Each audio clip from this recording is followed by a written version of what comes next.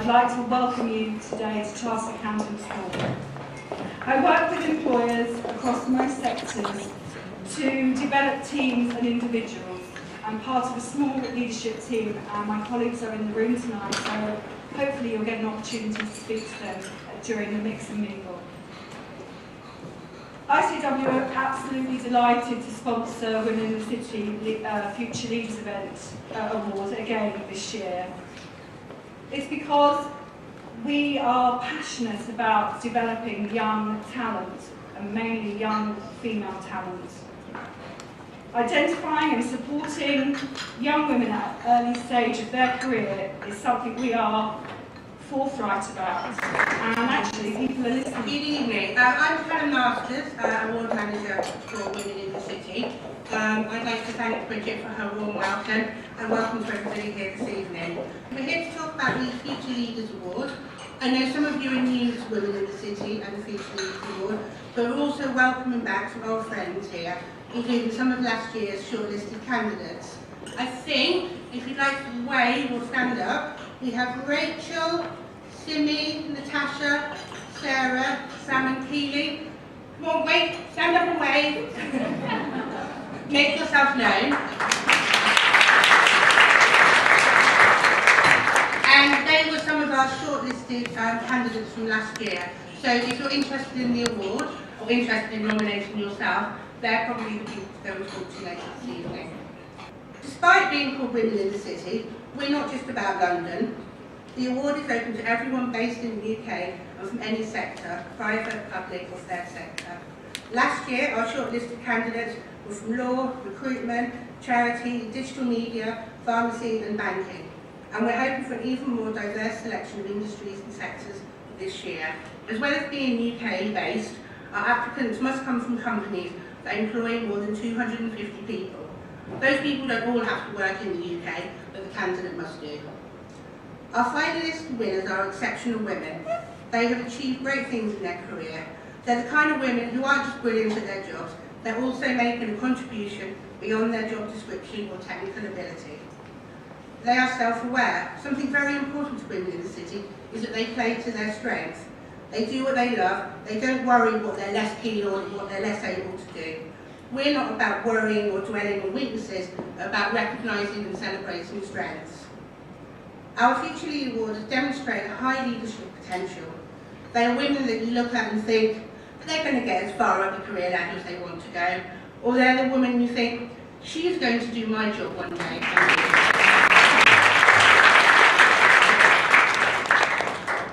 Thank you very much, Helen. I'm looking forward to being interrogated later on this evening. I must admit I had great fun meeting all our future leaders last year and picking up some fantastic questions, as you can probably remember, that we fired at you all. So firstly for me, thank you very much for welcoming me here this evening. We are delighted at HSBC to be sponsoring this event again. We are really committed to recognising and championing women in business. And a real testament to that is, you may have read in the press recently that our UK headquarters, or our global headquarters, our UK headquarters, will be based in Birmingham in 2018. And as such, our CEO is committed to gender parity in the new bank. Now that's a very bold statement from HSBC, and one that I'm looking forward to helping support and contributing to meeting that going forward. So we're very focused at the moment at looking at our future leaders and our future talent through mentoring programs, sponsorship, training and development to make sure that they can reach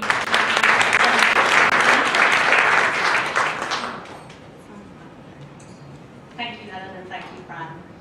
So this launch event is the start of someone's journey towards becoming the winner of the Future Leader Awards 2016.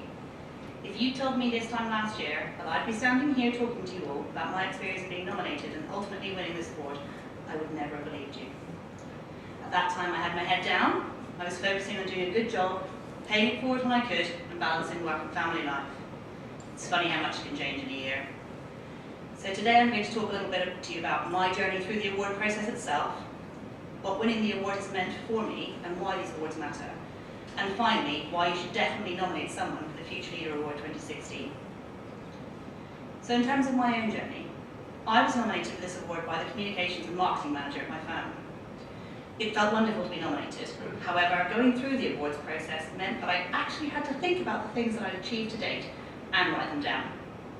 This was unusual for me, and there was a moment when I realised that I'd actually done quite a lot. It was a bit of a revelation, and I found this process very reflective, and it certainly made me look at myself in a different way.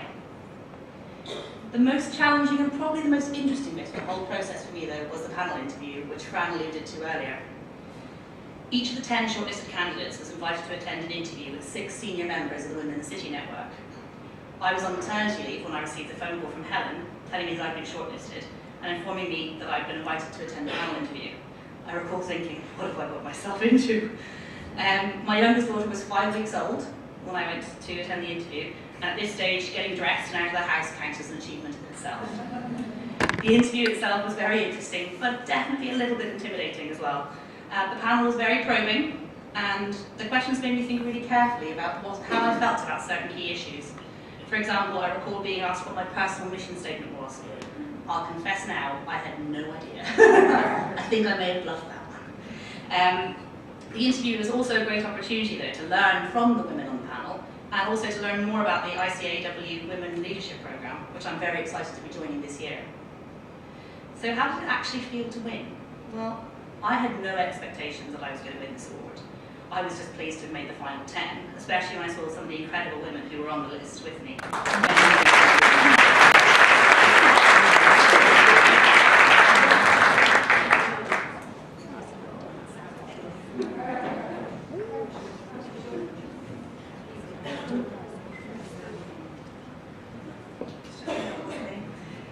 So good afternoon, ladies and gentlemen. I am really privileged to be here today to talk to you about my experience with this award. Around a year ago, I received an email out of the blue. A colleague had nominated me for the award. I'd heard of Womeninthecity through Twitter, but I didn't know too much about the organisation, so I thought I'll have a look at the website and look at the finalists from the previous year. That was a mistake. So it was quite intimidating because all of those people were kind of from the corporate world and very polished, and as the organisation's name suggests, women working in the city, which is not my background, so it's quite intimidating. I wasn't really sure about whether I should kind of put my application form in. And then, as yourself, I read Sheryl Sandberg recently at that point, and I thought, why not? So within Lean In by Sheryl Sandberg, she says, you've got to take opportunities and you've got to make those opportunities fit for you. So I filled in the application form. The rest is kind of history. It was challenging filling in the application form, not because it's a difficult application form, but because you kind of have to sit back and reflect on what you've achieved, and what barriers you might have faced, and what challenges that you've overcome within your career, and think of examples to demonstrate that as well. So say quite well for it and have good luck.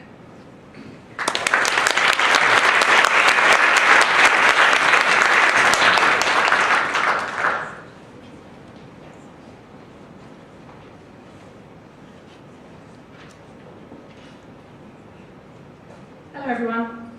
I'm not going to begin with a Sheryl Sandberg quote. I'm going to go with Voltaire. Perfect is the enemy of good. The Future Leaders Award has provided me with a much needed nudge, or perhaps a shove forward at a very critical point in my career.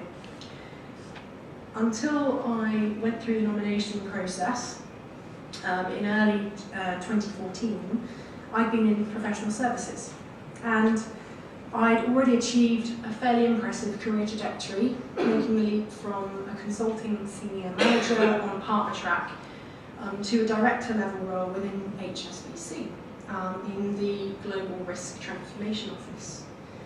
But when you join one of the biggest global financial institutions from the relative safety and clear hierarchy of the Big Four, it can be a little bit daunting. How was I going to differentiate myself in a brand new market and a brand new company? I did this the wrong way around, so I was fortunate and brave enough to negotiate a place on the Women in Leadership Programme as part of my joining package. So going back to Fran's statement. It's not just about negotiating salary, it's also about thinking about are there professional development opportunities that you want as well. Because when you join a new team and you sign a new contract, that's your time to start negotiating these things. So I managed to negotiate a place on the ICAW's Women in Leadership programme when I joined the bank. And this marked the beginning of a shift, I think, for me.